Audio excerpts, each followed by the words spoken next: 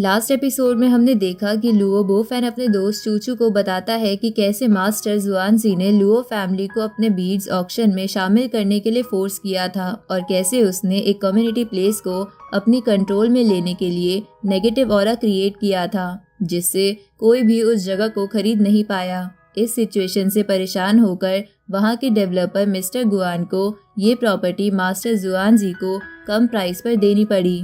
बोफैन का कॉल आता है और वो अपने मार्शल आर्ट्स की प्रैक्टिस कर रहा होता है। तभी मिस ही उसके पास आती है। ही गुस्से में होती है और बोफैन को क्रिटिसाइज करते हुए उससे कहती है कि उसे अपनी टेक्निक्स को इम्प्रूव करना होगा। बोफैन उसे अपने ऑरा को क्लीन करने का ऑफर देता है, जिससे ही शॉक हो जाती है जब बोफैन येलो बीट की मदद से स्पाइरल फॉर्मेशन बनाता है।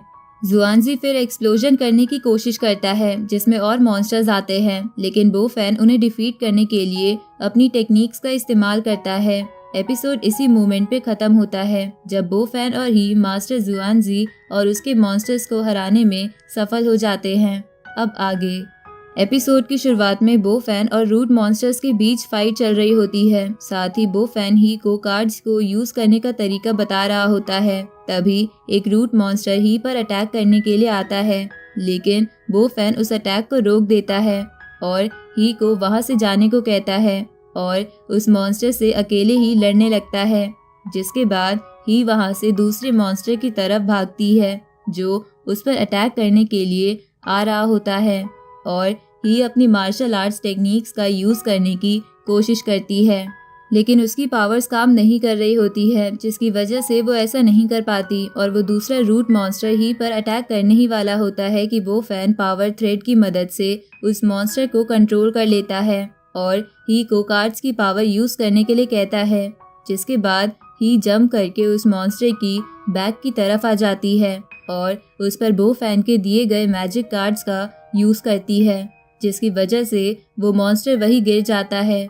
लेकिन तभी दो और रूट मॉन्स्टर आ जाते हैं ही पर अटैक करने, जिनसे बोफैन उसे बचा लेता है और उन्हें मैजिक थ्रेड से कंट्रोल करके ही से कहता है कि वो उस मेंशन के कोर में जाए जहाँ से सारे मॉन्स्टर्स निकल रहे हैं और जहाँ पर मास्टर जुआनजी भी है, ताकि वो दोनों मिलकर इन रूट मॉन्स्टर्स को क्रिएट होने से रोक सके।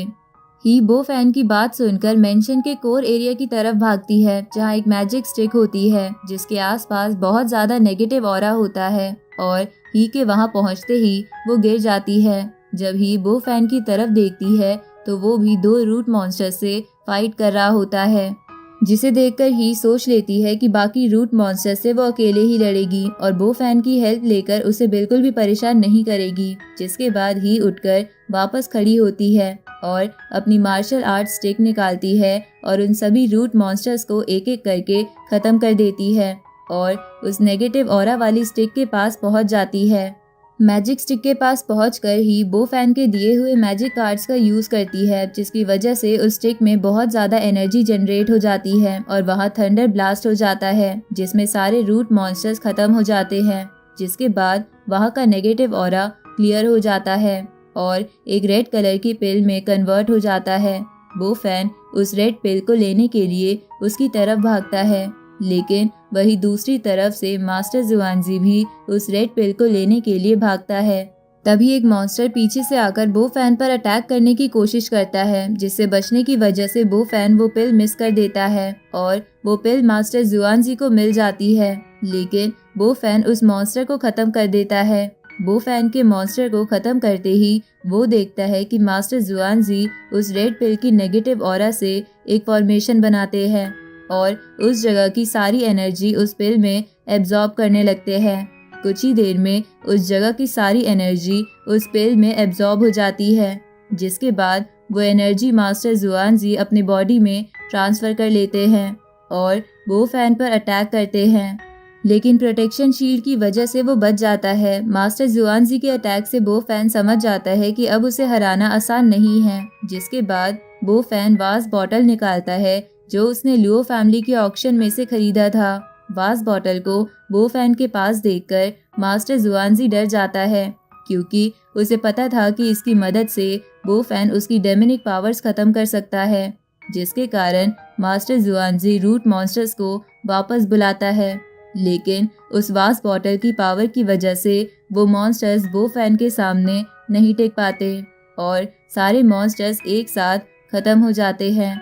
इसके बाद बो फैन उस वास्ट बॉटल की पावर्स का यूज करता है और मास्टर जुआनजी पर डायरेक्ट अटैक करता है, जिसकी वजह से वो थोड़ा कमजोर हो जाता है। लेकिन इसके बाद भी मास्टर जुआनजी बो फैन को हराने के लिए ही पर अटैक करता है, जिससे बो फैन उसे बचा लेता है।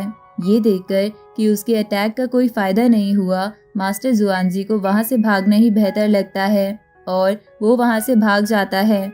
जिसके बाद ही बो फैन का शुक्रिया अदा करती है कि उसने फिर से ही की जान बचाई। साथ ही वो बो फैन से मास्टर जुआनजी के बारे में पूछती है और बो फैन का आगे का प्लान क्या है ये उसे जानने की कोशिश करती है, जिस पर बो फैन ही को बताता है कि वो अभी मास्टर जुआनजी के पीछे नहीं जाएगा, क्योंकि उसके लिए सबसे ज्यादा जरूरी है कि वो कम्युनिटी प्लेस का ऑरा वापस ठीक करे, ना कि मिस्टर गुआन और कम्युनिटी प्लेस को छोड़कर मास्टर जुआनजी के पीछे जाए।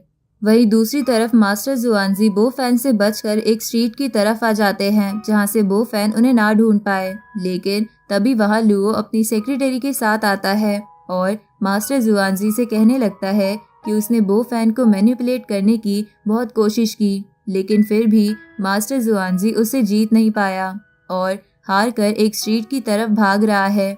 जिसके बाद लुओ मास्टर जुआनजी से कहता है कि वो लुओ के किसी काम का नहीं है, क्योंकि वो बो फैन से हार गया और अब अगर लुओ ने मास्टर जुआनजी को छोड़ दिया तो वो जाकर लुओ के बारे में सब कुछ बो फैन को बता देगा। मास्टर जुआनजी ये सुनकर डर जाते हैं और लुओ से कहने लगते हैं कि वो उसे छोड़ दे, वो बो फैन से लुओ के बारे में कुछ नहीं कहेंगे। लेकिन लुओ उनकी नहीं सुनता और उनको वहीं मार देता है। जिसके बाद लुओ कॉल करके किसी को इन्फॉर्म करता है कि उसने मास्टर जुआनजी को मार दिया है और वहां से चला जाता है। दूसरी तरफ बो फैन कम्युनिटी प्लेस को क्लीन कर रहा होता है और थोड़ी ही देर में उस जगह के क्लीन होने के बाद वो देखता है कि ही बेहोश हो गई है, जिसे देखकर वो ही के पास उसे संभालने जाता है और अपनी पावर से ही को स्कैन करता है, जिससे बो फैन को पता चलता है कि बहुत सारे रूट मॉन्स्टर्स के फाइट करने की वजह से ही का ऑरा वीक हो गया है, जिसके कारण उसकी बॉडी में एविल स्पिरिट चली गई है और वो कोमा में चली गई है। ये देखकर बो फैन ही को फ्लोर पर लेटा देता है और अपनी पावर्स का यूज करके उसकी बॉडी से एविल एनर्जी निकालने लगता है और कुछ ही देर में सारी एविल स्पिरिट्स निकालने के बाद ही को होश आ जाता है। होश में आने के बाद ही बो फैन से पूछती है कि उसे क्या हुआ था और वो बेहोश क्यों हो गई थी।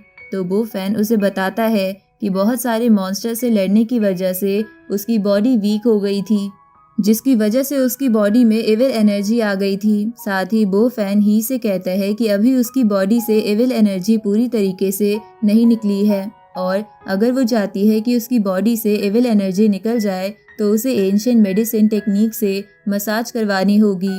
जिसके बाद ही बो फैन की बात मान जाती है और बो फैन से कहती है कि उसे एविल एनर्जी निकालने के लिए एंशिएंट मेडिसिन टेक्निक यूज करनी चाहिए। लेकिन तभी बो फैन ही को 2 मेडिसिन पिल देता है और कहता है कि अगर वो चाहे तो ये पिल्स भी खा सकती है और उन पिल्स के कॉन्टिन्यूअस यूसेज से एविल एनर्जी ही की बॉडी में से धीरे धीरे निकल जाएगी।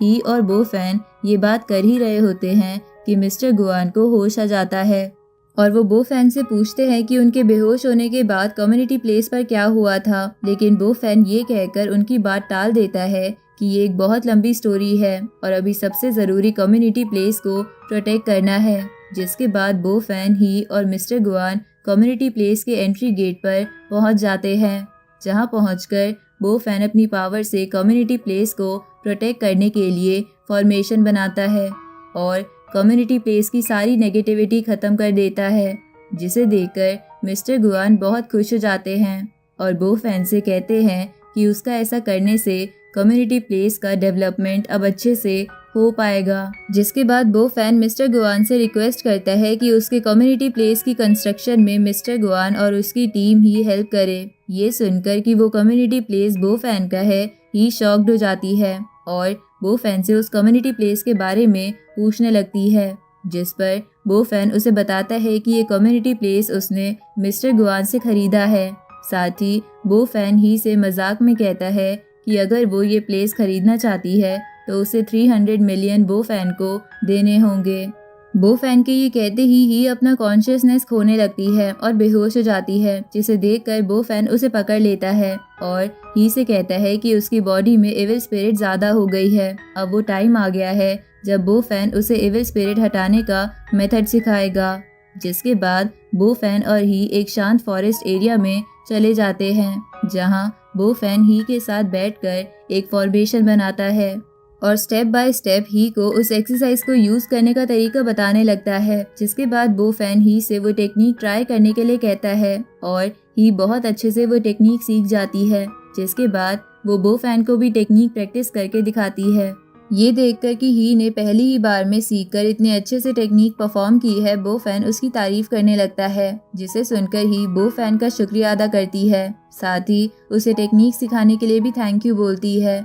जिसके बाद बो फैन ही से मजाक में ये कहने लगता है कि उसकी ये मार्शल आर्ट्स टेक्निक बहुत ही यूनिक है और हर किसी के सीखने लायक नहीं है। ये सुनकर ही बो फैन के पीछे उसे पकड़ने के लिए भागने लगती है, लेकिन बो फैन आगे भाग जाता है। ये सब दूर खड़े होकर मिस्टर ही देख रहे होते हैं। जिसके बाद वो अपनी असिस्टेंट को कॉल करके उसे बो फैन और ही की वेडिंग अरेंजमेंट करने को कहते हैं, क्योंकि बो फैन और ही के बीच हो रहे मजाक को देखकर मिस्टर ही उनकी शादी करवाने का डिसाइड कर लेते हैं। कुछ समय बाद बो फैन ही के साथ डिनर करने के लिए स्टॉल पर आता है, जहां पर बो फैन ही को ट्रीट देने की बात करने लगता है। जिसे सुनकर ही बो फैन से कहती है कि उसे बो फैन को ट्रीट देनी चाहिए, क्योंकि उसने ही को मार्शल आर्ट्स टेक्निक सिखाई है और साथ ही उसने कम्युनिटी प्लेस की प्रॉब्लम सॉल्व करके बहुत सारे लोगों की हेल्प की है। ये सब सुनकर बो फैन ही से कहने लगता है कि वो उसे मार्शल आर्ट्स की ट्रेनिंग दे रहा है, तो ही को बो फैन को मास्टर बुलाना चाहिए। लेकिन ही ऐसा करने से मना कर देती है और बो फैन ही के साथ मजाक करने लगता है। थोड़ी देर बाद बो फैन ही से कहता है कि उसे लगा था कि ही रोड साइड स्टॉल पर डिनर करने से मना कर देगी, लेकिन ही ने ऐसा नहीं किया और इतने बड़े फैमिली से होने के बाद भी उसने बो फैन का रोड साइड स्टॉल पर खाने का ऑफर एक्सेप्ट किया। जिस पर ही कहती है कि उसे वो जगह पसंद है और उसे रोड साइड स्टॉल्स पर खाने से कोई भी दिक्कत नहीं है। जिसके बाद बो फैन और ही एक दूसरे से ड्रिंक करने का कंपटीशन करने लगते हैं। अगले दिन सुबह जब बो फैन उठता है तो वो अपने होटल के ग्राउंड फ्लोर पर आकर देखता है कि उसकी मॉम पहले से उठ चुकी है, जिन्हें देखकर बो फैन उनके पास जाकर उन्हें ग्रीट करता है। जिसके बाद उसकी मॉम बो फैन को फोर्स करती है कि अब उसे एक पार्टनर ढूंढ लेनी चाहिए, वरना वो बो फैन के लिए डेट अरेंज करेगी। जिसे सुनकर बो फैन घबरा जाता है और अपनी मॉम से कहता है कि उसने ऑलरेडी अपनी पार्टनर ढूंढ ली है। ये कहकर बो फैन चूचू को फोन करता है, लेकिन चूचू का फोन नहीं लगता, जिसे देखकर बो फैन की मॉम और श्योर हो जाती है कि वो अब बो फैन के लिए एक ब्लाइंड डेट अरेंज करेंगी। इसी के साथ ये एपिसोड यहीं खत्म होता है।